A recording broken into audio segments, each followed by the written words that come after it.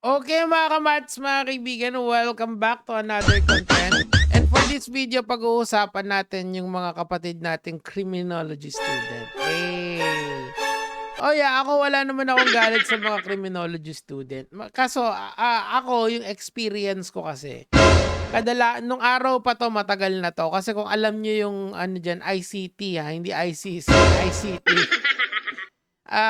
Dito sa Cainta may ICT diyan and naglalaro ako dati doon sa mga com shop sa Gedli doon. Kasi hindi pa uso noon yung online gaming eh. Mas sikat pa noon at mas effective ang LAN. So naglalaro ako sa LAN kasi kalaro ko mga criminology student. Pero okay naman sila. Madami. Tsaka isa yung gupit nila, pati yung babae, isa lang din ang gupit. Pero okay naman yung mga tao na yan.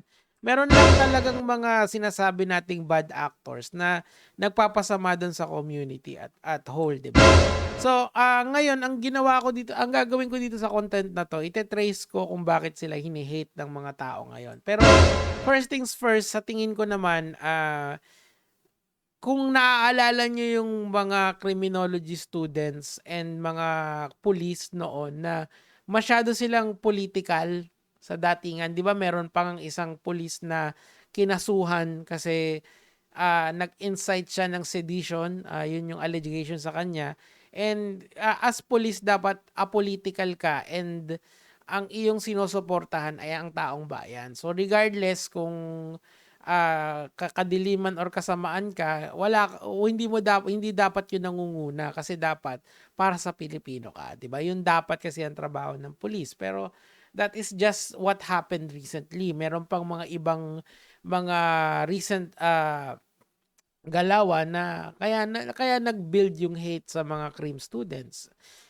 Isa na lang siguro masasabi ko kasama na rin factor or isa na rin diyan yung kay TPC, 'di ba? TPC kasi nga nagdemanda siya ng criminology student, 'di ba? So that's one thing. Now, pero let's go on a more serious matter. Mamaya natin 'to babasahin. Dito muna tayo. Okay, so this happened on March 5. Pisong halaga ng hinihinalang shabu ang nasabat sa bus sa Quezon City. Ang suspect, 21 anyos na estudyante ng criminology. Okay, so ayan. So this is one of the many news na negative publicity sa mga criminology student. Pakinggan tuloy natin. Sa museo sa Elliptical Road sa Quezon City, na-corner ang lalaking ito sa isinagawang buy-bust operation ng mga tauhan ng Philippine Drug Enforcement Agency at PNP kagabi. Okay na yan. So this is one thing. Tapos syempre, pag binasa nyo yung comment section, graduate ka na agad, criminal na. Yung mga ganyang comments na hindi maganda para sa mga criminology student. Now, isa pa. This happened this year. Ito, criminology student yield 7.5 million worth of shabu. 20 years old whose dream was to become a law enforcement officer was arrested on Sunday night, yielded 7.5 million shabu as by the Anti-Narcotics Agency. See? Ayan magkaibang balita yan pero nakikita nyo na yung pattern. 6.8, 7.5. Pero it doesn't stop there. Meron pang isa. Ito, pakinggan natin to. This is another criminology student. Mag-review ko po, pang ano po na-review, sir? Anong course mo? Crim po. Criminology. Po. Pangkaya po yung review, sir. Kung pera, sir. Ano no? Pera po. Oh. Para po makapag-review. So, ito naman isang criminology graduate na ayan, nahuli siya. Tuloy na. Makapag-review po. 11,000 po kasi kaya. Yung mag-enroll po. Ito, nahulihan naman nagbebenta ng shabu, di ba? So, makikita nyo yung pattern on some of these criminology students. Pero, this does not represent the whole criminology people, okay? Hindi ito nagre-representa sa karamihan ng mga criminology student. These are just the bad actors na nagpapasama doon sa or nag-amplify doon sa hatred ng tao just because doon sa ginagawa nila, okay? Tuloy dito naman. Dami yan ito.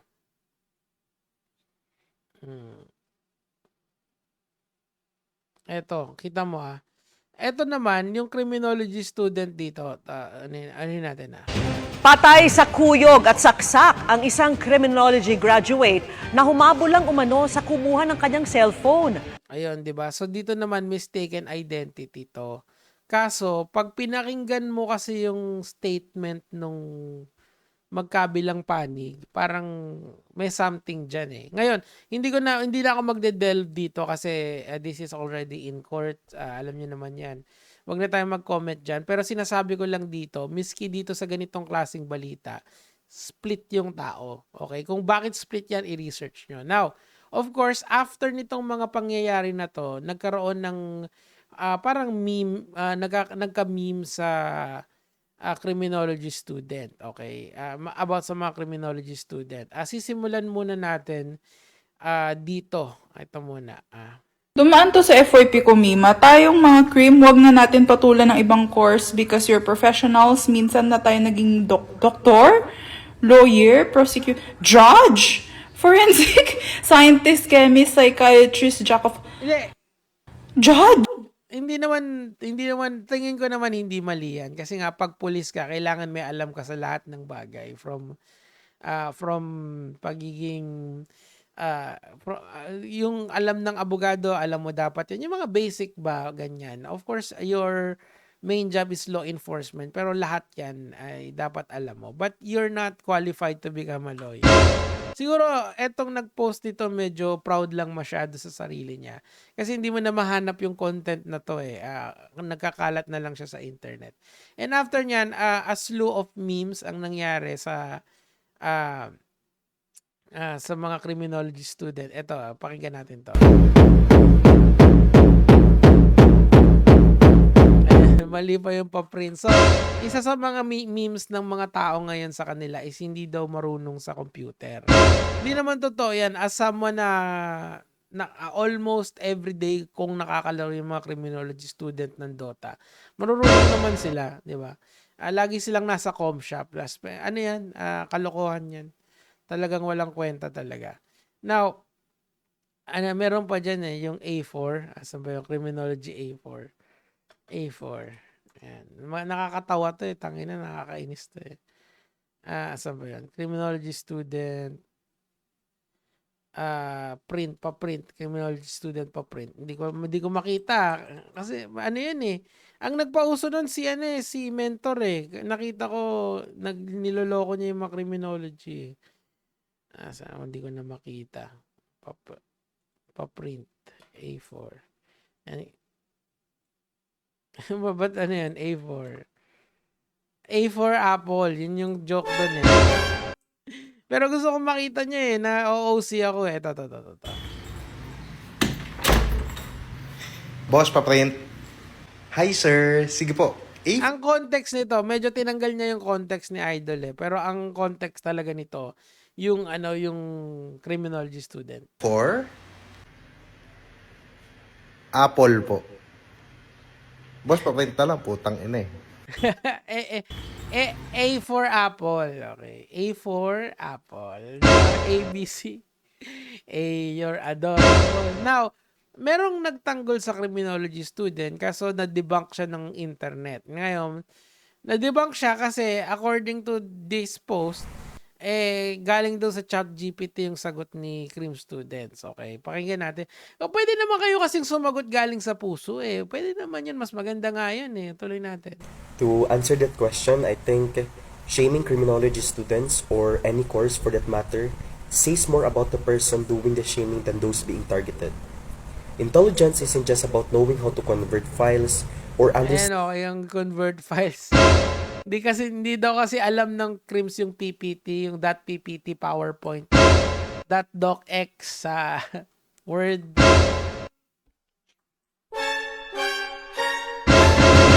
Ito naman, Idol naman, bakit naman chinat GPT mo? Ba't di ka nalang sumagot galing sa puso? Mas mas okay yung ganun eh. Ina naman hindi lagi eh.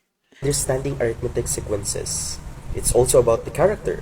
Ayan, yung sa math din, di magaling. Kasi meron ditong kumakalat na eto, criminal. Siyempre, may ano. Ano yung arithmetic sequence? Ano yan, 'di ba sa logic yan? Hindi may formula yan, 'di ba? Hindi, iba yung sinasabi ko yung deductive, inductive yung sinasabi ko eh. Pero meron, ayan, parang science naman yan, di ba? Electronic configuration. 1s2, 2s2. Ewan nga ito, electronic configuration to. Pero ewan ko kung ano yung arithmetic sequence na yan. Anyway, tuloy natin. Bakit kasi ano eh? To answer that emotional intelligence, what's the use of being smart if we lack basic decency and manners? Decency. Oh. Smart shaming and core shaming are toxic mindsets that discourage people from pursuing their passions and discredit the value of different fields. Now, when we talk about criminology, it's not just about technical skills. It's about law enforcement, public safety, criminal behavior analysis, and upholding justice in a real-world knowledge that requires discipline, dedication, and Very good, very good. Now, paano ko nalaman just na knowledgeable. Disease and paano ko nalaman na chinat GPT nila yan? Well, ginawa nila yan. Tinype nila yung sinabi, tapos sabay chinek sa AI. Pasok nga sa AI talaga. Ang point dito kasi, lalong lumalala yung hate ng mga tao kapag kaganyan yung galawan nyo. Kung ako sa inyo, just be yourself. Kasi ano naman eh, okay naman ang crimes eh. Totoo lang, maging neutral lang kayo sa mga political stand nyo kasi mga magiging pulis kayo eh. You're supposed to serve the people, not the politicians. Yung politicians, fuck them. Lahat yan, putang ina nila lahat. Pagserbisyohan nyo yung mga Pilipino na yun naman talaga yung point nun eh, 'di ba? Ano ba sinabi sa pag magpupulis ka? 'Di ba, to serve and to protect. Hindi to serve and to protect who? The politicians? No, the Filipino. Kasi yun yung pakita nyo. And please lang maging ehemplo kayo ng yung mga tarantado na crimes na nananakot, babariling kita. Yung authority to carry does not give you the right to kill anyone. The authority to give you to help you to nabubulol tuloy ako. The authority to have you carry a weapon is for you to para hindi yun para sa hindi yun para para manakot kayo. It's to protect the people, 'di ba? From harm.